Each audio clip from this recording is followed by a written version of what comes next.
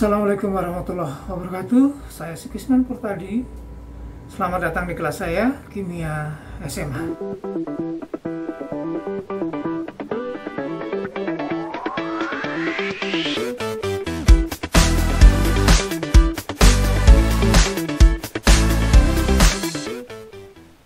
Kita akan mendiskusikan bagaimana membelajarkan keseimbangan kimia pada siswa SMA.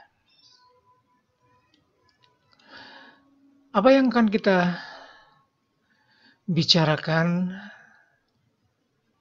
Apa yang akan kita bicarakan kali ini adalah tentang bagaimana membelajarkan siswa kita tentang keseimbangan kimia, dimulai dari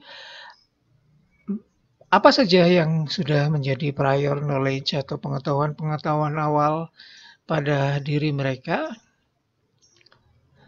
Kemudian nanti akan kita lanjutkan dengan alur proses pembelajaran keseimbangan kimia, dan yang terakhir adalah beberapa hal yang perlu kita perhatikan saat kita membelajarkan keseimbangan kimia pada siswa SMA.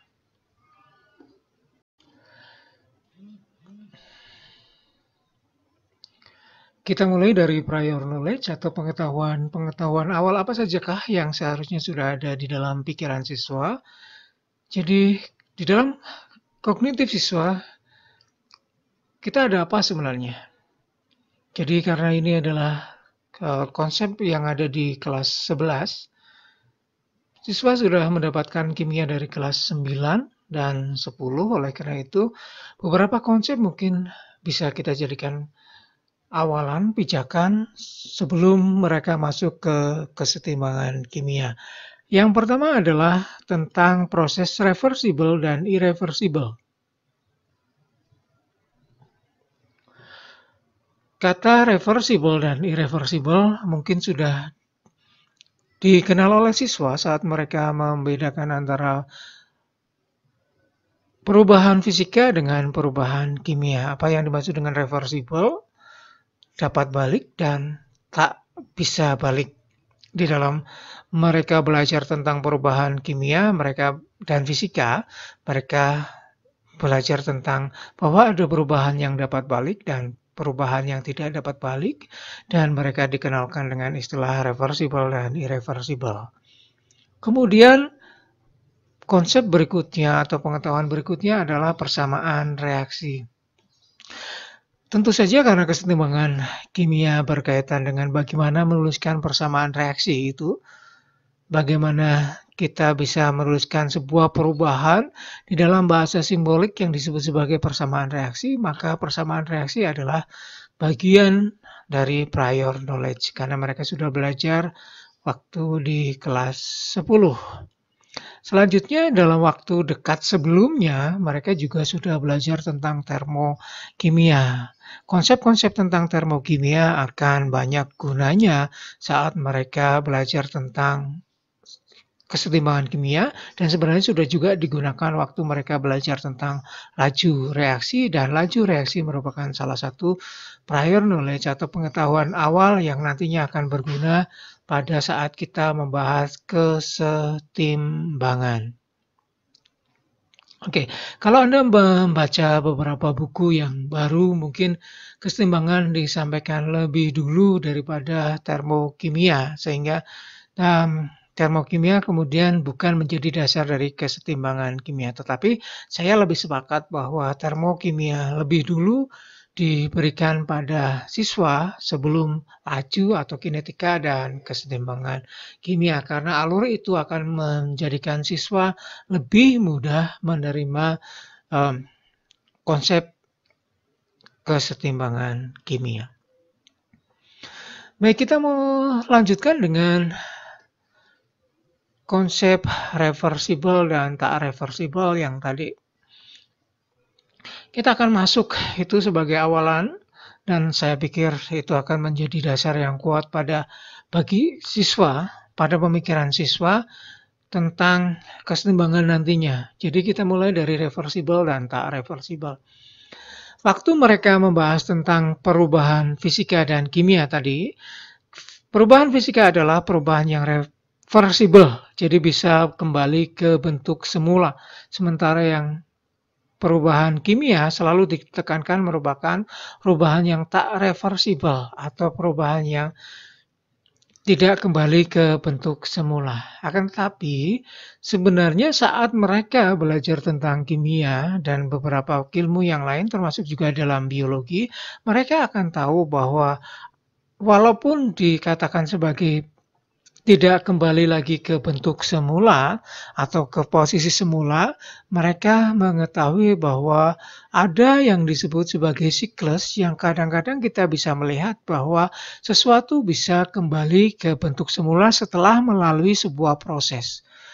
Di dalam siklus makanan misalnya dan fotosintesis, mereka belajar tentang makanan dari tumbuhan yang merupakan cadangan makanan tumbuhan diambil oleh manusia dan juga hewan yang lain untuk diproses di dalam pencernaan dan diambil energi. Sisanya adalah karbon dioksida dan air. Jadi di dalam pencernaan makanan untuk menjadikan energi kita mendapatkan hasil samping yaitu CO2 dan H2O. Kalau kita menuliskannya, mungkin secara sederhana kita pakai gula sederhana, misalnya glukosa C6H12O6 ditambah dengan O2 di dalam proses energi, maka di sana akan muncul CO2 dan H2O. Proses yang sama, proses sebaliknya terjadi waktu CO2 ke udara ditangkap oleh tumbuhan, masuk di dalam proses fotosintesis, CO2 ditambah dengan H2O akan menjadi gula lagi dan cadangan makanan yang lain. Kita bisa melihat bahwa proses ini merupakan proses balikan dari pencernaan makanan atau sebaliknya.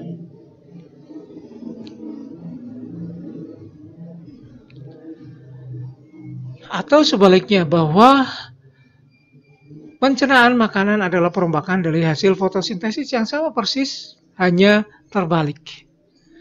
Walaupun melalui proses yang panjang sebuah siklus, kita bisa melihat bahwa hasil pada saat tertentu kita sampai pada titik awalnya. Itu yang disebut dengan siklus. Jadi, kalau kita melihat bahwa perubahan kimia tidak balik ke bentuk semula, tapi kita bisa melihat bahwa siswa tahu bahwa melalui proses yang panjang bisa balik ke bentuk semulanya lagi.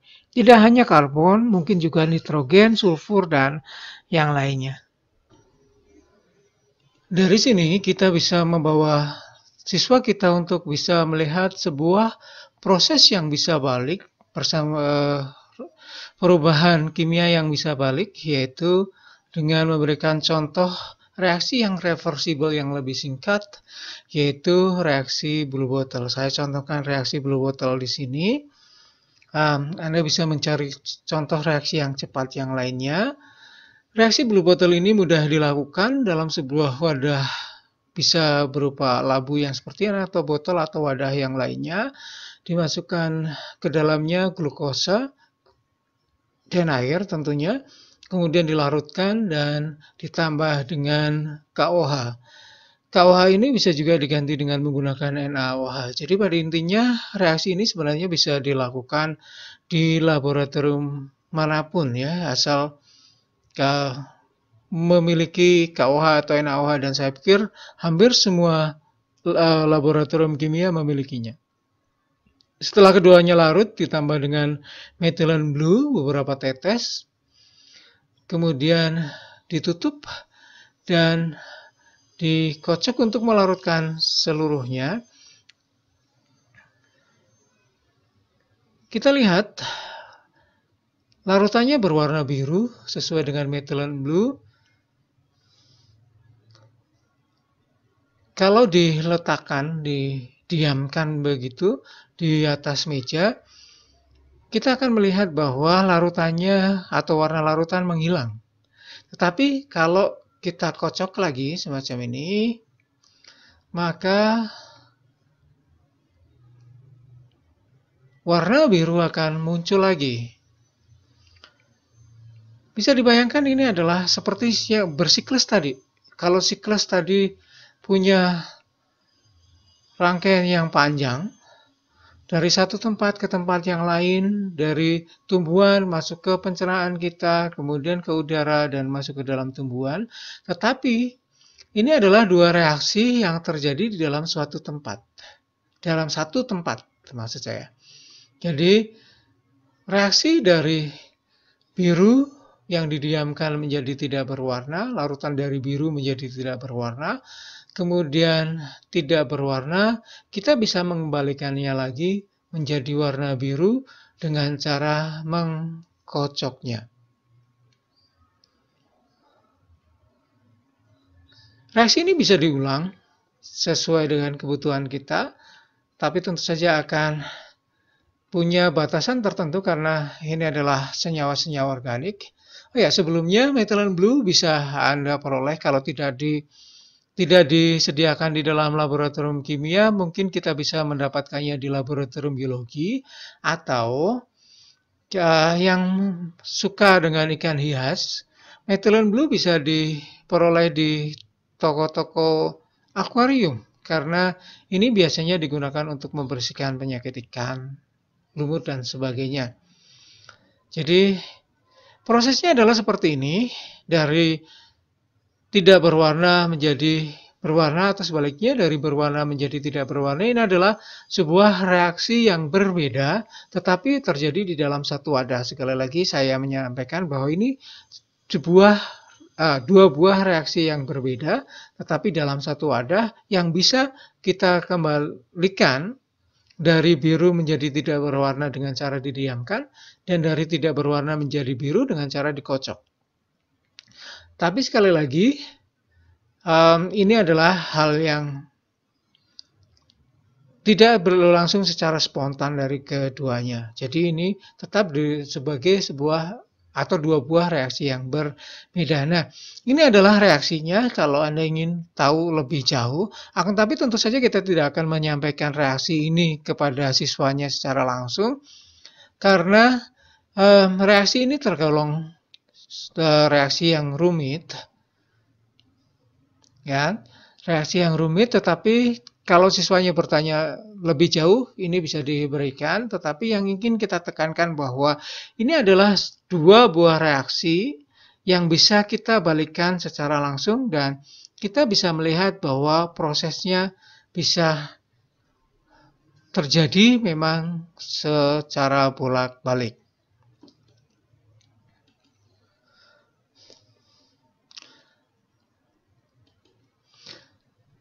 Selanjutnya kita membawa siswa untuk berpikir kalau di dalam reaksi blue bottle tadi, reaksi botol biru tadi, kita perlu memberikan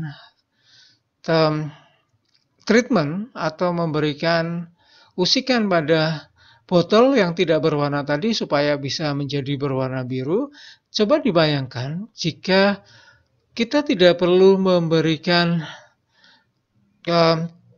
perlakuan apapun pada botol tersebut.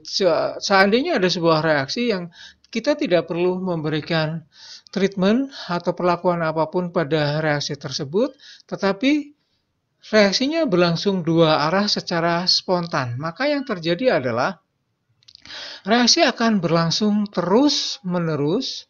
Kalau kita punya misalnya adalah A dan B untuk menjadi C, kemudian C dan D menjadi A ditambah B, seperti yang kalau di dalam reaksi blue bottle tadi, A dan B katakan itu berwarna biru, C dan D itu tidak berwarna.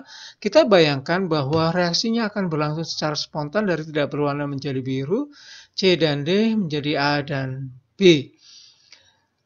Selama spesies yang ikut terlibat di dalam reaksi itu masih ada, maka reaksi akan terus berlangsung secara terus-menerus. Ditambah lagi, kalau di dalam reaksi blue bottle tadi, kita bisa melihat adanya tidak berwarna dan warna biru karena masing-masing keduanya bisa kita hentikan, tetapi kalau sebagian A dan B bisa menjadi C dan D, sebagian C dan D bisa menjadi A dan B, kita bisa membayangkan kalau salah satunya berwarna, yang satunya tidak berwarna, maka kita tidak bisa mendapati larutan yang benar-benar tidak berwarna atau warna sepekat warna yang berwarna. Bisa dibayangkan ya. Jadi kita bisa mengajak siswa untuk membayangkan bahwa reaksinya sebenarnya terjadi secara terus-menerus, akan tetapi kita tidak bisa melihat satu sisi dari dua sisi reaksi tersebut. Maka di situ kita sebut sebagai reaksi dalam kondisi kesetimbangan. Dan setelah kita memberikan contoh ini, kita memasukkan pada siswa kita atau menyimpulkan bersama-sama dengan siswa untuk menyimpulkan apa yang dimaksud dengan keadaan setimbang pada reaksi kesetimbangan ini. Salah satu syarat kesetimbangan tentu saja sudah disebutkan tadi bahwa semua spesies harus tetap berada di dalam reaksi dan siap untuk melakukan reaksinya. Jadi agar spesies tetap berada di dalam kondisi reaksi, maka reaksi harus pada sistem yang tertutup. Kita meminta siswa untuk mengingat lagi apa yang dimaksud dengan sistem tertutup.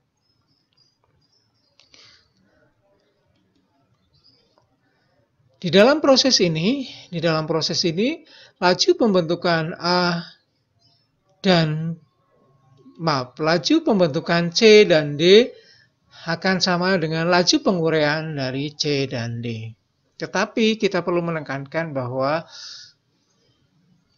proses ini berlangsung secara terus-menerus sehingga kita sampai pada suatu kondisi jumlah A dan B dan C dan D semuanya dalam jumlah yang sama. Meskipun kalau kita melihat satu persatu dari molekulnya, mungkin mereka akan terus berpindah.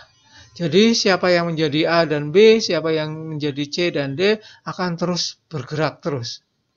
Jadi mereka tidak duduk diam atau berdiam diri, reaksi berhenti, tidak. Jadi di dalam proses kesetimbangan kita menekankan pada siswa bahwa prosesnya berlangsung secara terus-menerus seperti reaksi yang tadi, tetapi berlangsung dalam dua arah yang spontan. Nah, selanjutnya kita mengenalkan konsep kesetimbangan tadi sudah definisinya, kita mengenalkan bagaimana menuliskan persamaan reaksi yang merupakan reaksi kesetimbangan. Jadi kita perhatikan kalau ada reaksi A dan B menjadi C dan D, kalau reaksinya selesai kita hanya menggunakan satu panah saja. Kemudian kalau reaksinya bisa berlangsung C dan D bisa berubah menjadi A dan B, maka kita menuliskannya dalam dua panah bolak-balik, panah utuh semacam ini. Ini artinya bahwa A dan B bisa menjadi C dan D, kemudian C dan D dapat berubah pula menjadi A dan B. Itu persamaan yang kita tulis di sini, ini berarti bahwa kita menyatakan reaksi ini berlangsung secara reversibel. Tetapi reversibel tidak selalu berarti setimbang, gitu ya. Di dalam persamaan ini kita hanya menyatakan bahwa A plus B akan menjadi C dan D, dan reversibel menjadi A dan B lagi. Tetapi untuk persamaan kesetimbangan menurut IPEC dituliskan dengan menggunakan tanda panah bolak-balik, tetapi tidak panah penuh, tetapi menggunakan panah separuh. Jadi lambangnya adalah seperti ini. Ini artinya bahwa tidak hanya reversibel, akan tetapi reaksi setimbang. Itu ya. Jadi ini adalah reaksi yang setimbang. Cara menuliskannya dengan menggunakan panah separuh yang bolak-balik. Ini perlu ditekankan pada siswa bagaimana cara menuliskan lambang persamaan reaksi. Dari Definisi tentang kesetimbangan, definisi kesetimbangan kimia. Selanjutnya, konsep yang kita berikan adalah tetapan kesetimbangan.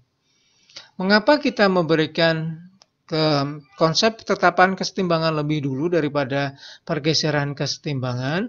Karena sebenarnya setelah definisi tetapan kesetimbangan, kita menekankan pada siswa bahwa ada sesuatu yang selalu tetap di dalam sebuah kesetimbangan. Selain prosesnya berlangsung secara terus-menerus, proses itu juga didukung oleh suatu tetapan yang disebut sebagai tetapan kesetimbangan atau bilangan yang tetap yang disebut sebagai tetapan kesetimbangan. Untuk mencapai ke definisi ini atau untuk mencapai konsep tetapan kesetimbangan, kita bisa memberikan siswa deskripsi umum semacam ini. Jadi kita memberikan contoh pada siswa dengan menggunakan deskripsi umum. Misalnya kita punya reaksi antara H2 dan I2 menjadi 2HI, semacam ini. Kemudian kita memberikan gambaran umum pada waktu tertentu, misalnya pada 15 detik yang pertama, pada awal dulu, pada menit ke 0 atau detik ke 0, kita mendapati hanya H2 dan I2. Kemudian pada 15 detik pertama kita mendapati sebagian H2 dan I2 berubah menjadi HI. Kita sudah mendapati sebagian kecil HI. Kemudian di 15 menit yang kedua lebih, kita mendapati lebih banyak HI. Dan setelahnya kita 15 menit ketiga, kita mendapati bahwa jumlah HI hampir tidak berubah. Demikian pula jumlah H2 dan HI. Nah, ini adalah proses atau kondisi yang disebut sebagai kondisi kesetimbangan. Dengan menggunakan ini, kita selanjutnya membuat grafik. Jadi kita memberikan konsep ini dengan menggunakan grafik, ditunjukkan grafiknya konsentrasi versus waktu. Jadi konsentrasi pada setiap satuan waktu dari H2, I2, dan HI. Dari awalnya H2, seiring dengan berjalannya waktu, konsentrasinya turun, demikian juga I2. Kemudian HI sebaliknya dari 0 kemudian perlahan-lahan naik seiring dengan turunnya konsentrasi H2 dan I2 dan seterusnya. Ini adalah grafik yang kita buat berdasarkan deskripsi umum atau gambaran umum tentang reaksi tadi. Nah, selain itu kita bisa menyajikan atau mengantarkan konsep tetapan kesetimbangan dengan memberikan data dari sebuah proses reaksi. Data ini bisa kita peroleh dari berbagai sumber atau Anda bisa membuatnya sendiri untuk menunjukkan di mana sebenarnya reaksi terjadi kesetimbangan. Jadi kita berikan data dulu, seperti ini misalnya, waktu dalam jam, kemudian konsentrasi reaktannya awalnya ada 0,4 mol per liter dan produknya adalah 0. Jadi dimulai dari produk yang berjumlah 0 dan seterusnya.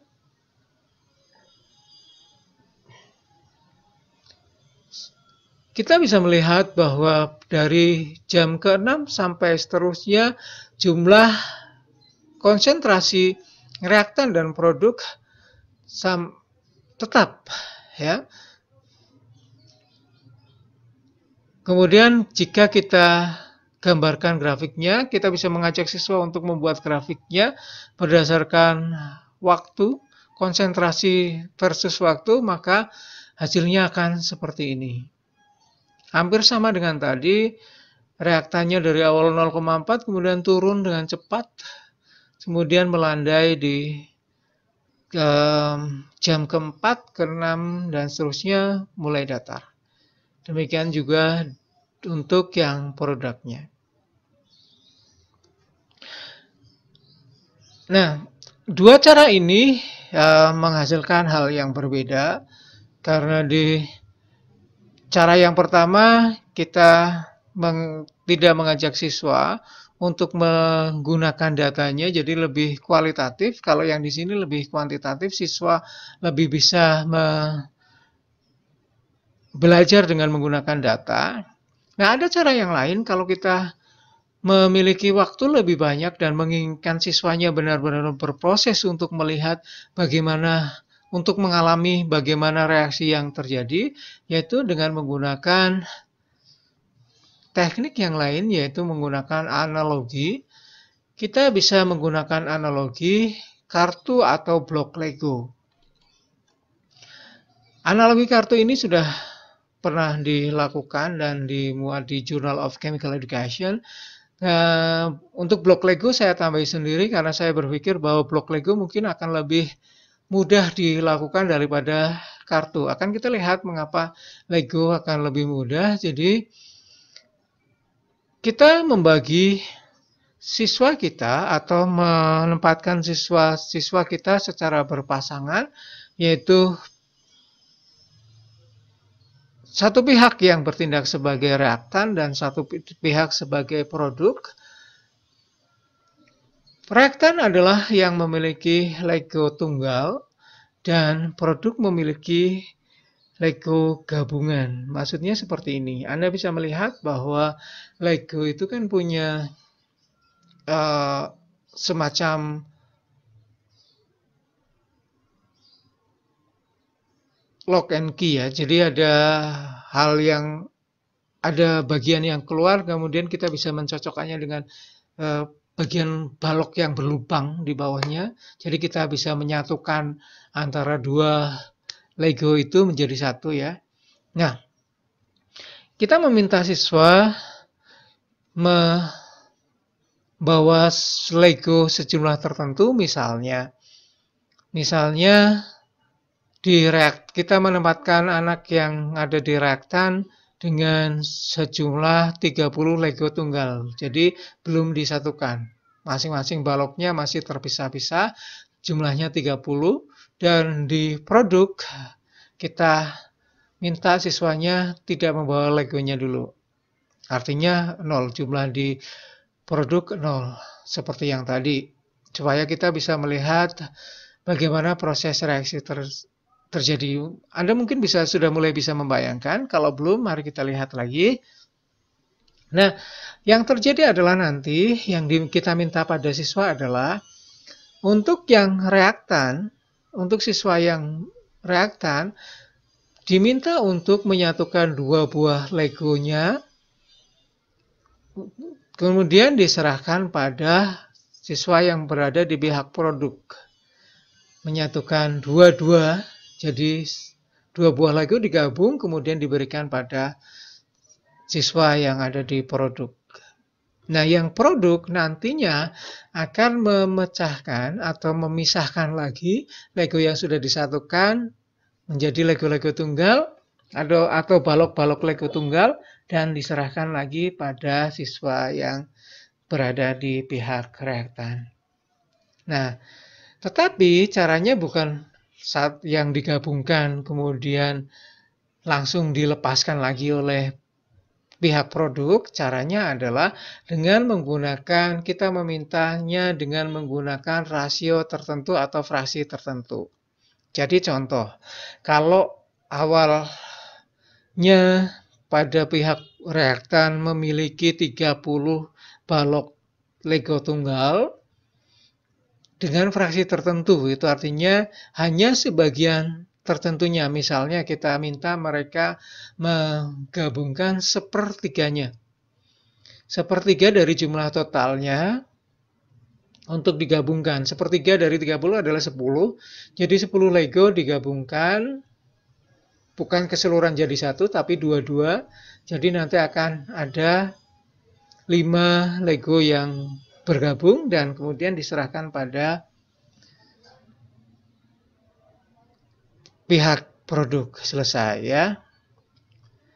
Nah, selanjutnya kita meminta pihak produk untuk memecahkan atau memisahkan lagi, tetapi dengan jumlah fraksi yang tertentu pula. Kalau tadi misalnya sepertiga. Oke lah, untuk sama, mungkin kita juga sama juga sepertiganya. Jadi kalau tadi dia menerima 5, maka sepertiganya adalah, sepertiga dari 5 itu adalah bukan 2, tapi karena kurang dari 6, maka hanya 1 saja yang dipisahkan dan diserahkan pada pihak reaktan. Bisa jelas ya? Nah, reaksi ini atau proses ini setiap langkahnya berhenti dan diminta untuk setiap siswanya mencatat berapa Lego yang dia punya. Contoh tadi 10 diambil kemudian diberikan pada pihak produk. Ini langkah ini berhenti, catat. Berarti di siswa yang reaktan punya 20 sekarang, siswa yang produk akan punya 5. Bukan 10, tapi 5. Gitu. Kemudian langkah berikutnya, dari 20 di reaktan, sepertiganya lagi. Jadi fraksinya tetap sama, sepertiganya lagi dari 20 adalah 6. Jadi sekarang ambil 6 jumlahnya, kemudian disatukan. Pada saat yang sama, siswa yang produk bersiap untuk memecah Lego yang sudah disatukan, jumlahnya sepertiga. Tadi hanya 1, jadi 1 kemudian dikembalikan. Oke, pada saat yang sama, reaktan memberikan pada produk, produk memberikan pada reaktan. Bisa dibayangkan, kemudian berhenti dulu. Jumlah yang sekarang adalah, tadi 20 dikurangi 6 ditambah dengan 2. Jadi jumlahnya adalah 16. Oke, yang dimiliki oleh produk adalah 5 dikurangi 1 ditambah 3. Jadi jumlahnya ada 7. Dan seterusnya. Pada saat tertentu, jumlah yang Lego yang disatukan, jumlah Lego yang diterima oleh si produk akan sama jumlahnya dengan Lego juga yang harus dipecah oleh produk. Nah, proses ini ada pada kesetimbangan. Jika Anda masih bingung dengan ini, Anda boleh mencobanya dengan teman-teman Anda. Nanti Anda akan mendapati bahwa ternyata reaksi yang kesetimbangan yang mungkin kita tidak bisa mengamatinya di dalam laboratorium, kita bisa menganaloginya dengan menggunakan blok Lego ini. Dari sini kita bisa menambahkan data dengan memvariasikan jumlah awal dari reaktan maupun produk. Kalau tadi jumlah reaktannya adalah 30 dan produknya 0, kita bisa memvariasikan mungkin jumlah reaktannya ditambah menjadi 50 atau mungkin dikurangi menjadi 27 atau jumlah-jumlah yang lain yang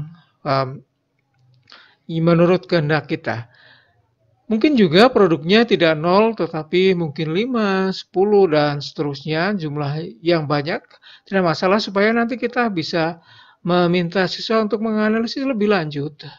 Supaya siswa terbiasa mendapatkan data dan melihat apa yang terjadi dengan perbedaan-perbedaan dari jumlah awalnya.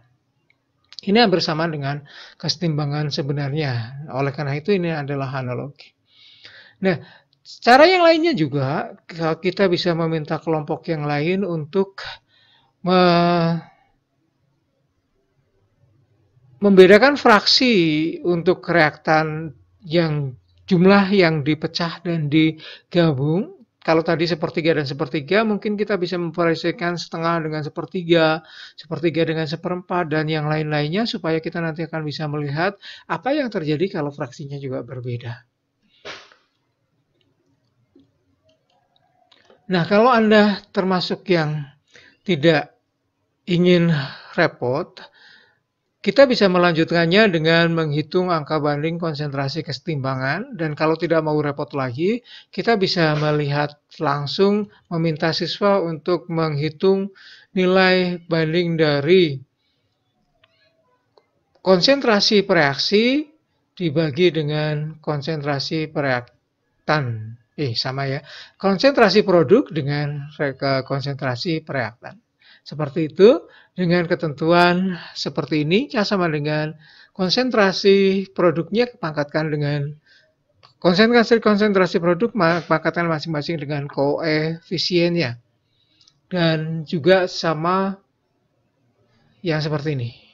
Ya, kalau tadi Anda menggunakan data 2 plus I2, Anda bisa menggunakan itu untuk menghitung angka tetapan kesetimbangannya, atau dengan menggunakan data yang produk dan reaktan yang tadi untuk bisa menetapkan harga K-nya. Tetapi kalau Anda ingin lebih jauh lagi meminta siswa berproses, kita bisa menggunakan data yang tadi yang menggunakan analogi tadi, analogi logo, untuk menentukan harga tetapan kesetimbangan dengan cara seperti itu. Jadi menghitung angka banding konsentrasinya, atau mungkin dengan variasi-variasi yang lain, tidak hanya perbandingan produk dengan reaktan, produk dibagi dengan reaktan, mungkin juga dengan reaktan dan produk. Tapi kalau Anda tidak menggunakan analogi, Anda bisa menggunakan data semacam ini. Jadi ada konsentrasi awal dan konsentrasi waktu kesetimbangan. Kemudian kita memvariasikan, menghitung dari angka-angka ini. Kalau yang benar adalah K adalah konsentrasi produk dipangkatkan dengan koefisiennya dibagi dengan masing-masing konsentrasi reaktan dipangkatkan dengan koefisiennya, kita bisa meminta siswa untuk menghitung secara dengan variasi yang lain. Misalnya kita mengalihkan seluruhnya. Atau dibalik, tadi produk dibagi dengan reaktan, kita balik reaktan dibagi dengan produk. Atau mungkin dikurangi, atau mungkin ditambah, dan seterusnya. Supaya mereka bisa mendapati angka-angka mereka sendiri, sampai kita bisa memberikan mana yang angka yang merupakan menghasilkan angka tetap dari variasi operasi matematik yang ditekankan pada konsentrasi ini. Kemudian kita tekankan pada mereka mana yang disebut dengan harga K atau tetapan kesetimbangannya.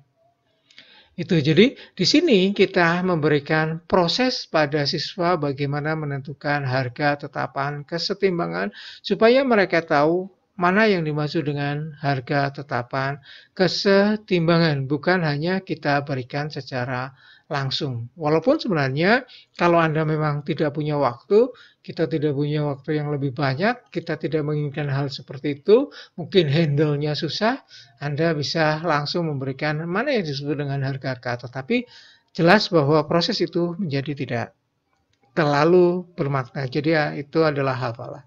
Gitu ya. Dari sana, dari harga K secara umum, kita bisa menjelaskan selanjutnya bagaimana kalau reaksi berlangsung dengan menggunakan fasa-fasa yang banyak. Tidak hanya gas saja atau larutan saja, tetapi ada gas, ada padatan. Seperti misalnya contohnya seperti ini. Kita bisa memberikan contoh yang seperti ini. Dalam suatu wadah ada CaCO3 padatan dengan CaO dengan jumlah yang bervariasi, tetapi tekanan CO2-nya, gas CO2-nya sama. Dari sana kita menghantarkan konsep kesetimbangan dengan heterogen, terutama pada fase gas. Bagaimana kita bisa menentukan tetapan kesetimbangan untuk fase yang melibatkan gas, berbeda dengan yang ada pada bentuk larutan. Kita menggunakan konsentrasi, tetapi di dalam gas kita punya karakteristik yang lain, yaitu adanya Kp. atau konstanta kesetimbangan dengan menggunakan tekanan parsialnya.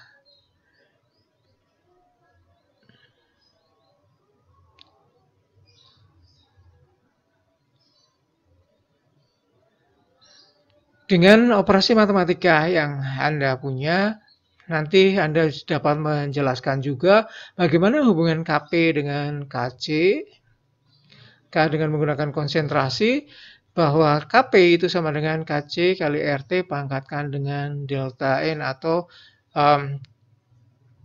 selisih koefisiennya atau selisih molnya.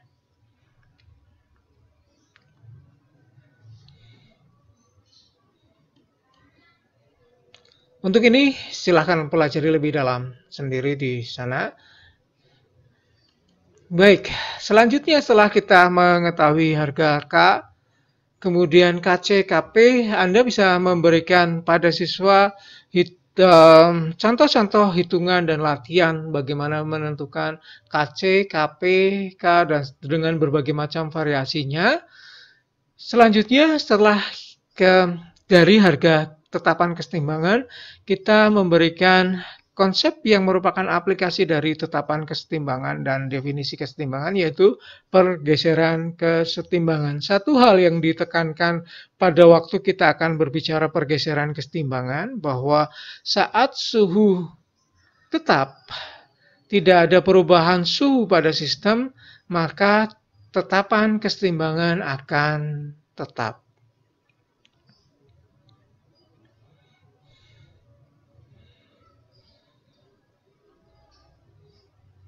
Nah, variasi yang bisa kita lakukan atau sebenarnya ini perlu kita tekankan pada siswa, kalau kita punya data yang lebih banyak tentang perubahan konsentrasi setiap satuan waktu, kalau Anda tidak punya, Anda bisa memainkan analogi yang tadi supaya kita bisa menentukan konsentrasi setiap satuan waktunya. Kita bisa menghitung harga K yang merupakan tetapan kesetimbangan dan juga harga Q atau harga perbandingan konsentrasinya, hampir sama dengan rumusnya dengan menggunakan tetapan kesetimbangan atau harga K, yaitu yang seperti ini. Tetapi Q itu dihitung pada setiap satuan waktu, pada waktu manapun, tidak harus pada waktu kesetimbangan. Kita bisa meminta siswa apa hubungan antara Q atau perbandingan konsentrasinya pada setiap waktu dengan perbandingannya pada saat reaksi terjadi pada kesetimbangan atau waktu terjadinya kesetimbangan. Nanti kita akan memberikan konsep pada mereka dengan menggunakan Q dan K. Harga Q kalau lebih kecil daripada harga K, maka reaksi akan bergerak ke arah kanan. Kalau Q lebih besar daripada K, maka reaksi bergerak ke arah kiri. Ini digunakan untuk memberikan penjelasan tentang bagaimana kalau suatu kesetimbangan itu ditambahkan konsentrasinya pada bagian reaktan misalnya. Kalau reaktan berarti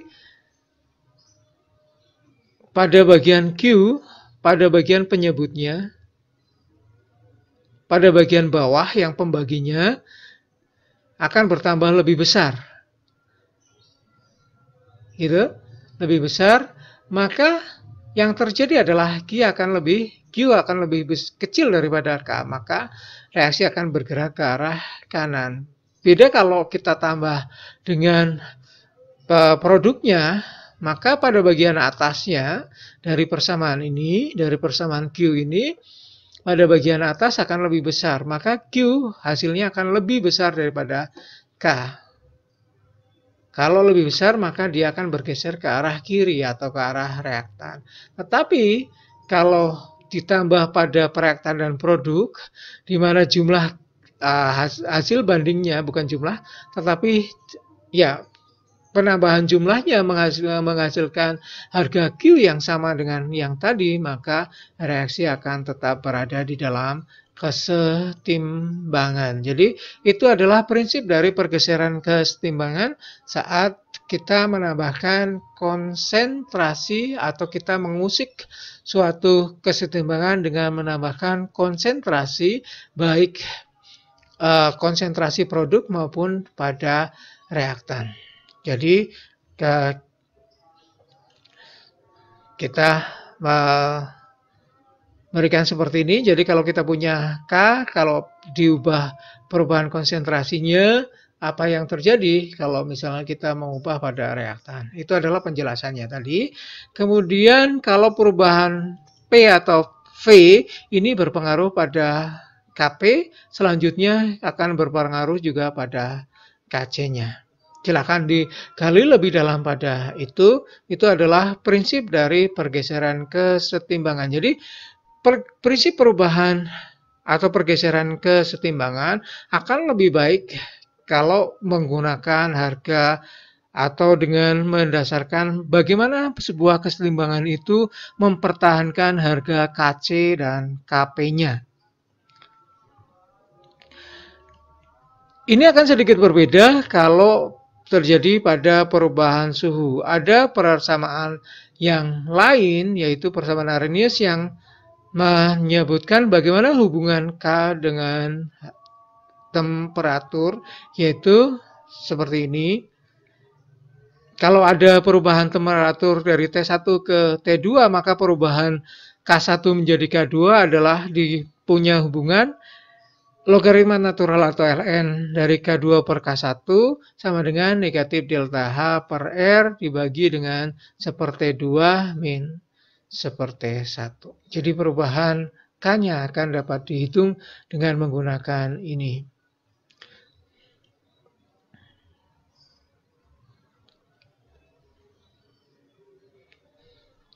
Dan dengan menggunakan konsep termokimia atau termodinamika yang sudah dimiliki oleh siswa, kita meminta mereka apa yang terjadi kalau suhunya dinaikkan atau suhunya diturunkan, mana yang lebih diuntungkan dari dalam proses tersebut. Reaksi eksotermkah atau endotermkah. Jadi kedua konsep ini silakan dihubungkan, kemudian dari sini silakan Anda variasikan untuk mengaplikasikan bagaimana pergeseran kesetimbangan terjadi.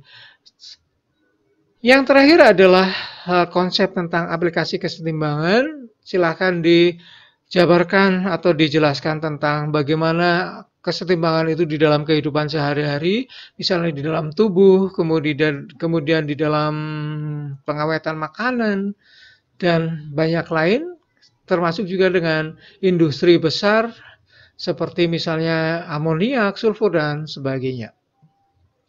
Ada beberapa hal yang perlu diperhatikan. Yang pertama adalah grafik. Jadi setelah Anda menjelaskan semuanya, saya ingin Anda memberikan perhatian sedikit saat Anda menjelaskan kesetimbangan pada siswa kita. Seringkali bahwa saat melihat grafik, siswa melihat bahwa kita perhatikan grafik yang di tengah ini adalah contoh kurva atau grafik kesetimbangan antara NO2 dengan N24, semuanya dalam gas. Perhatikan yang di tengah, ini yang biasanya memberikan kerancuan di sini, di mana yaitu titik perpotongan. Siswa seringnya menempatkan atau memahami bahwa titik perpotongan adalah titik terjadinya kesetimbangan. Oleh karena itu, kita jangan memberikan contoh grafik kesetimbangan hanya satu saja yang di tengah seperti ini, tetapi silakan berikan contoh grafik dengan variasi yang banyak. Misalnya variasi di A yang sebelah kiri itu yang ketemunya pas di kesetimbangan, atau di C yang sama sekali tidak mengalami perpotongan grafik. Supaya siswa tahu bahwa titik kesetimbangan itu bukan pada saat perpotongan garis perubahan konsentrasi setiap waktu untuk produk dan reaktannya, tetapi saat grafik itu seperti tidak berubah, tidak naik dan tidak turun. Gitu ya. Dan ini juga berbeda dengan grafik yang pada laju reaksi. Pada kesetimbangan pastikan bahwa ada garis mendatar. Ya, untuk menunjukkan bahwa reaksi berlangsung pada kesetimbangan. Jadi ada garis datar yang terjadi pada satuan waktu tertentu. Berbeda dengan grafik yang kita tunjukkan untuk laju reaksi. Dan berikutnya adalah